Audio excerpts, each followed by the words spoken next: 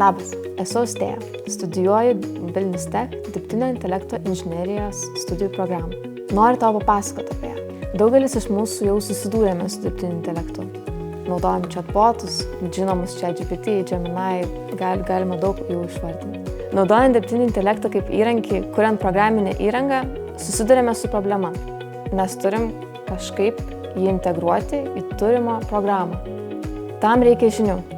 Studijų programoje susidūriau su dėstytojais, kurie parodė įspūdingus dalykus, ką galim nuveikti su dirbtiniu intelektu. Tai kaip jis veikia, iš ko jis susideda, su kuo valgomas ir kokios iš tikrųjų grėsmės kyla su juo.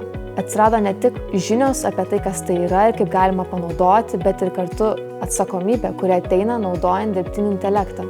Manau, šios žinios ir yra tas kertinis dalykas, ką noriu išsinešti iš tos studijų programos ir ką galėčiau panaudoti toliau, kuriant programinę įrangą, kaip inžinierė.